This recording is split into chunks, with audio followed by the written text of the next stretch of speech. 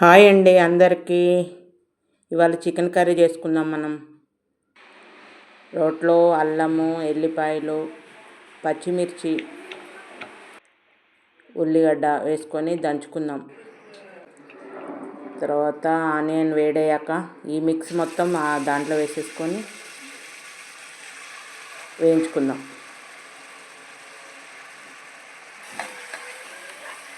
ఇవన్నీ వేగాక పుదీనా కూడా వేసుకొని వేయించుకొని తర్వాత పసుపు వేసేసుకుందాం.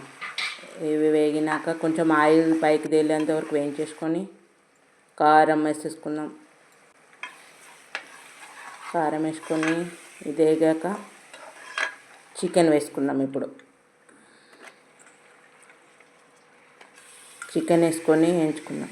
ఇది లివర్ అండి. లివర్ తింటే బ్లడ్ లేనివాడికి బ్లడ్ వస్తుందంట, ఇంప్రూవ్ అవుతుంది బ్లడ్. అందుకే లివర్ వేయించుకొని కొంచెం ఒక 5 minutes వేయించాక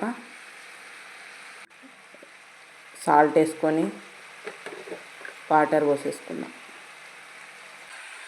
1 స్పూన్ ధనియాల పొడి వేసుకుందామండి. వేసుకుంటే ఇప్పుడు ఉడికేటప్పుడు మంచిగా ముక్కకి పడుతుంది మసాలా. అది 1 స్పూన్ ఇప్పుడు వేసుకొని లాస్ట్లో 1 స్పూన్ వేసుకుందాం కర్రీ అయినా.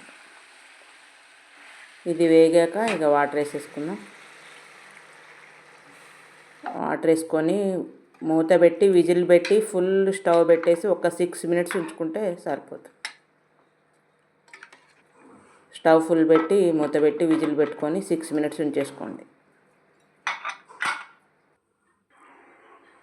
కర్రీ రెడీ అయిపోయింది.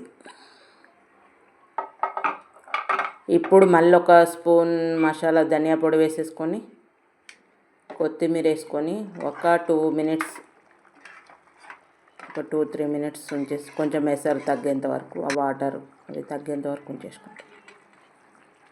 రెడీ అయిపోతుంది.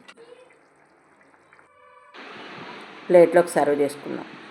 వెరీ టేస్టీగా ఉందండి. టేస్ట్ చేసి అంతే. నా ఛానల్ సబ్స్క్రైబ్ చేసుకోండి, లైక్ చేయండి, కామెంట్ చేయండి.